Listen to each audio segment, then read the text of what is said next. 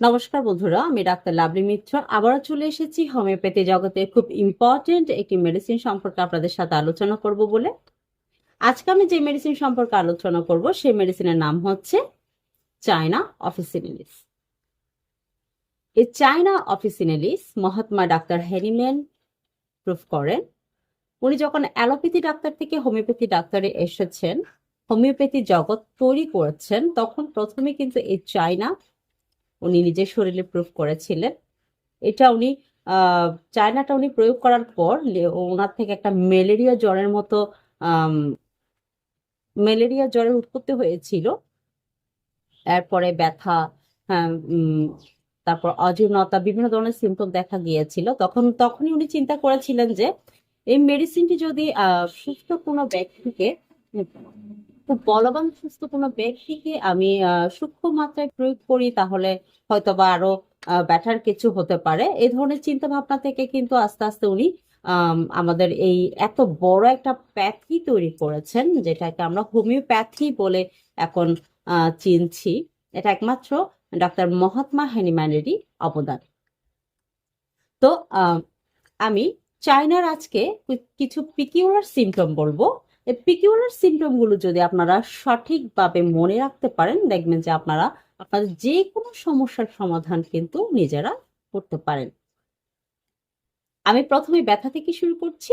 ধরেন আপনার প্রচুর পরিমাণে মাথা ব্যথা হচ্ছে, বা দাঁতে ব্যথা হচ্ছে, বা যে কোনো শরীরে যে কোনো জায়গায় ব্যথা হচ্ছে, সেটা একটা জায়গায় রিপিট করবে, একটা নির্দিষ্ট সময় রিপিট করবে। যেমন ধরেন আজকে আপনার সকাল 11টায় ব্যথাটা শুরু হয়েছে, কালকেও সেম সেই সকাল 11টায় ব্যথাটা শুরু করবে। সেটা কিন্তু জ্বরের ক্ষেত্রেও হয়। জ্বর আজকে আপনার সকাল 11টায় হয়েছে, দেখবেন যে কালকে সেম ভাবে, আগামীকাল সেম ভাবে সকাল 11টায় জ্বরটা শুরু হচ্ছে। সেটা বিকেল 4টায় হোক বা সন্ধ্যায় হোক, সেম টাইম কিন্তু রিপিট করবে। আমরা স্পর্শ সহিংসতা যেটাকে বলি, ধরেন আপনার মাথা ব্যথা করছে, আপনি যখন হালকা চুলটাকে টাচ করবেন তখন দেখবেন যে প্রচুর পরিমাণে ব্যথা আরো বেড়ে গেছে। ঠিক দাঁতে ব্যথার ক্ষেত্রেও যখন আপনি কথা বলবেন কারোর সাথে বা একটু দাঁত নাড়াচাড়া করবেন, প্রচুর পরিমাণে আপনার দাঁতে ব্যথা হবে। কিন্তু এখানে আরেকটা চমৎকার বিষয় আছে, সেটি হচ্ছে আপনি যখন আপনার দু হাতে জোরে মাথাটাকে চেপে রাখবেন, একদম চাপ দিয়ে রাখবেন, তখন দেখবেন যে আপনার মাথা ব্যথা ভালো লাগছে, অনেকটা শান্তি লাগছে। দাঁতে দাঁতে যখন একদম জোরে চেপে ধরবেন, তখন দাঁতে ব্যথা আপনার অনেক আরাম লাগছে। এটাই কিন্তু সবচেয়ে ভালো একটি সিমটম। এই হালকা টাচ করলে ব্যথা বাড়বে এবং জোরে চেপে ধরলে সে ব্যথাটা উপশম হবে।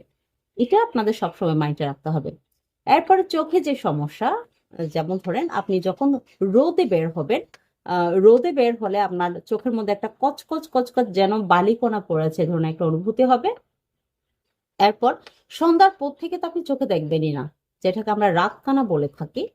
সন্ধ্যার পর কিন্তু চোখে দেখে না। এই ক্ষেত্রে কিন্তু চায়না খুব ভালো একটি মেডিসিন। তো এরপরে যে প্রবলেম সেটি হচ্ছে, সবচেয়ে বেশি প্রাধান্য যেটিকে দিয়ে আমরা, সেটি হচ্ছে অজীর্ণতা, বদহজম। যেমন ধরুন অজীর্ণতা, বদহজম বলতে আপনার হালকা খাবার খাওয়ার পরপরই আপনার পেটটা একদম ফুলে যাবে, একদম পুরো বেলুনের মতো করে পেটটা ফুলে যাবে। আমরা গ্যাসের জন্য, এই অজীর্ণতার জন্য 3টে মেডিসিন ইউজ করে থাকি। প্রথমটা হচ্ছে লাইকোপোডিয়াম, এরপরে কার্বোভেজ, এরপরে হচ্ছে চায়না। এই চায়না অফিসিনালিস, এই 3টে মেডিসিনকে আমরা সবসময় প্রাধান্য দিয়ে থাকি সিমটম ভেদে। চায়নাতে আপনার যখন কোনো খাবার খাবেন, অল্প পরিমাণ খাবার খাওয়ার সাথে সাথে একদম বেলুনের মতো পেটটা ফুলে যাবে, কিন্তু লাইকোপোডিয়ামে আপনার নিচের পেটটা ফুলে থাকবে। কার্বোভেজে পেট ফুলবে কিন্তু ঢেকুরের সাথে আপনার আরাম লাগবে। এই সিমটম গুলোকে আমরা সবসময় প্রাধান্য দিয়ে থাকি। এই সিমটমের উপর ভিত্তি করে কিন্তু আমরা মেডিসিন প্রয়োগ করে থাকি। যখন আপনার যখন চায়নাতে আপনি আপনার অজীর্ণ হবে, আপনার খাবারের সাথে সাথে আপনার পেটটা ফুলে যাবে, বেলুনের মতো একদম ফুলে যাবে। আপনার যখন ঢেকুর আসবে, একটা চুনো চুনো একটা ঢেকুর আসবে, ঢেকুরটা একদম বিতৃষ্ণা করে তুলবে আপনাকে, কিন্তু ঢেকুরের পরেও কিন্তু আপনি আরাম অনুভূতি করবেন না, আপনার কাছে আরাম আসবে না। আরেকটি জিনিস খেয়াল রাখবেন, ধরেন আপনি রাত্রে খাবার খেয়েছেন, সেটা আজকে সকালে পায়খানা করেন বা বমি করেন বা আজকে রাত্রে বমি করেন, দেখবেন যে কালকে রাত্রে কি খেয়েছেন সেই খাবারটাও কিন্তু আজকে আপনার পেট থেকে একদম আহ একদম হজম না হয়ে গোটা গোটা খাবারটা আপনার বের হয়ে যাচ্ছে। এটি কিন্তু সবচেয়ে বেশি প্রাধান্য দিতে হবে এই ক্ষেত্রে। যদি আপনার গোটা খাবার নির্গত হয়ে যায়, বমির সাথে হোক পায়খানার সাথে হোক, সেই ক্ষেত্রে কিন্তু China one of the best medicine.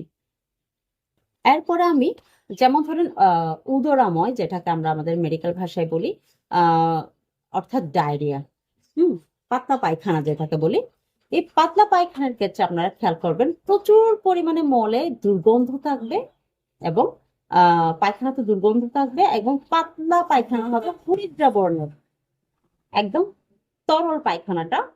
এবং সাথে দেখবেন যে আপনার খাবারের কিছু অংশ গোটা গোটা বের হয়ে যাচ্ছে, হজম হচ্ছে না। সেক্ষেত্রে কিন্তু খুব ভালো রেজাল্ট দিয়ে থাকে চায়না। এরপরে সবচেয়ে যেটিকে আমরা সবচেয়ে বেশি প্রাধান্য দিয়ে থাকি সেটি হচ্ছে যে শরীরের দুর্বলতা। যেমন ধরেন অধিক সময় ধরে বাচ্চাকে ফিডিং করানো, অর্থাৎ বুকে দুধ পান করানো, তারপরে অধিক সময় আপনার সাদা স্রাব যাওয়া, অধিক সময় আপনার ব্লিডিং হওয়া, সেটা আপনার আহ সেটা আপনার পায়খানা রাস্তা দিয়ে হতে পারে, অশ্বের জন্য হতে পারে, আবার পিরিয়ডের জন্য হতে পারে, বা শরীরের যে কোনো অংশে যদি ব্লিডিং হয়, সেটা কানে হোক, নাকে হোক, মুখে হোক, ব্লিডিং হয় এবং তার সাথে যদি দুর্বলতা থাকে এবং ব্লিডিংটা একদম টাটকা, যাতে লাল এবং টকটকে লাল ও টাটকা থাকে, সেই ক্ষেত্রে কিন্তু চায়না খুব ভালো রেজাল্ট দিয়ে থাকে। যদি পিরিয়ডের অধিক দিন ধরে আপনার ব্লিডিং হয় বা আপনার বা স্বামী স্ত্রী সহবাসের ফলে যদি কোনো দুর্বলতা আসে, অধিক দিন বাচ্চাকে দুধ খাওয়ানোর ফলে, যদি বুকে দুধ পান করানোর ফলে যদি আপনার দুর্বলতা আসে এবং আম, আহ, বাচ্চা প্রসবের পরে যে শারীরিক দুর্বলতা আসে, সেই ক্ষেত্রে কিন্তু চায়না খুব ভালো রেজাল্ট দিয়ে থাকে। আপনাকে এক ফোঁটা চাই না যদি প্রয়োগ করা যায় সে সময়, দেখবেন যে যেন আপনি নতুন একটা জীবন পেয়েছেন, আপনার জীবনী শক্তিটা পুনরায় আপনার শরীরে যেন ফিরে এসেছে, এই ধরনের অনুভূতি হবে আপনার। এতটা ভালো রেজাল্ট দিয়ে থাকে, একদম জাদুর মতো কাজ করে চায় না সেই ক্ষেত্রে। তো আপনারা এই সিমটম গুলোকে সবসময় মাইন্ডে রাখবেন। দুর্বলতা, অজীর্ণতা, গোটা খাবার নির্গত হওয়া, ব্যথায় হালকা টাচ করলে ব্যথা বাড়বে, জোরে চেপে ধরলে ব্যথার উপশম হবে এবং মুখে একটা তিক্ত স্বাদ থাকবে, একদম তিতা একটা স্বাদ আসবে, পিত্ত স্বাদ যেটাকে বলি আমরা। এবং রাত্রে চোখে দেখে না, দিনের মধ্যে রোদে সঠিকভাবে চোখ খুলতে পারে না।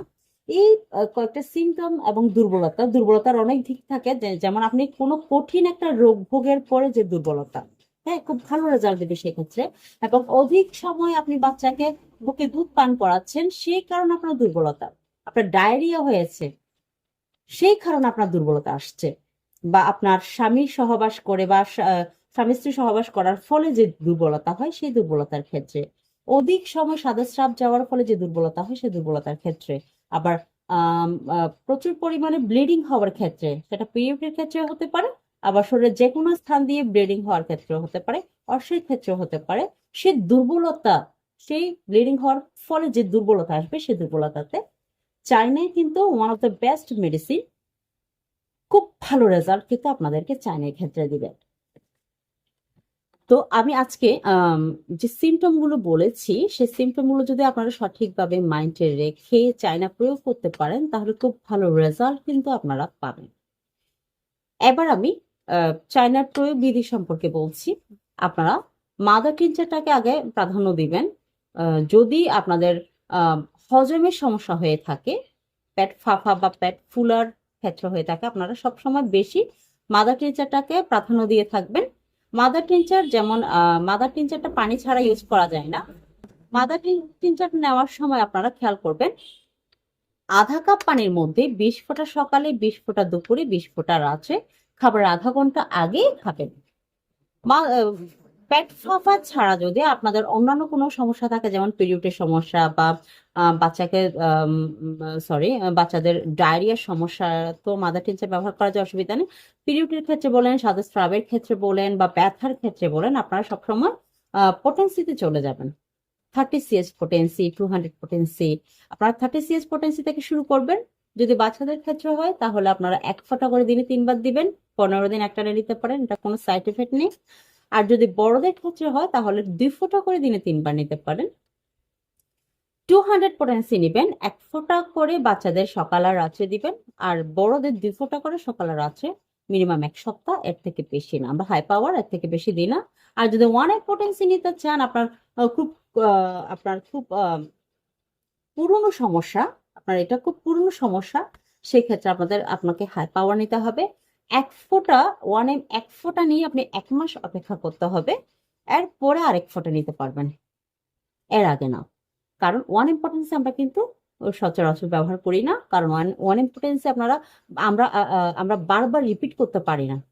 এই জন্য 1 ইম্পর্টেন্সিটা আমরা সবসময় আম, খুব লং টাইম ধরে যাদের সমস্যা হয়ে থাকে, অর্থাৎ ক্রনিক কেসের ক্ষেত্রে কিন্তু আমরা 1 ইম্পর্টেন্সি দিয়ে থাকি। কুইক কেসের ক্ষেত্রে কিন্তু আমরা 1 ইম্পর্টেন্সি কোনোভাবে ইউজ করি, 200 পোটেন্সি ইউজ করি না। আমরা মাদার টিনচার এবং 30 CH পোটেন্সিটি সবচেয়ে বেশি প্রাধান্য দিয়ে থাকি। তো আপনাদের কাছে একটা রিকোয়েস্ট থাকবে, আপনারা যদি সিমটমগুলো সঠিকভাবে বুঝতে না পারেন, বুঝে আপনারা যদি প্রয়োগ করতে না পারেন, সেক্ষেত্রে আপনাদের নিকটস্থ কোনো রেজিস্টার্ড হোমিও চিকিৎসক থাকলে আপনারা তাদের পরামর্শ অনুযায়ী কিন্তু এই মেডিসিন প্রয়োগ করবেন, এতেই আপনাদের ভালো রেজাল্ট হবে। আর যদি সিমটম বুঝতে অসুবিধা হয়, আপনারা ভিডিওটি বারবার রিপিট করে করে দেখে জেনে তারপর মেডিসিনটি প্রয়োগ করুন, এটাই আপনাদের জন্য ভালো হয়। তো বন্ধুরা, আমি ভিডিওটি আর অনেক লম্বা হয়ে গেছে, ভিডিওটি আর লম্বা না করে এখানে শেষ করছি। এই ধরনের আরো নিত্য নতুন ভিডিও পেতে আমার চ্যানেলটিকে অবশ্যই সাবস্ক্রাইব করবেন এবং পাশে থাকা বেল আইকনটি চাপবেন, যাতে আমি আরো নিত্য নতুন ভিডিও আপনাদের কাছে পৌঁছে দিতে পারি। আজকের মতো এখানে বিদায় নিচ্ছি, নমস্কার।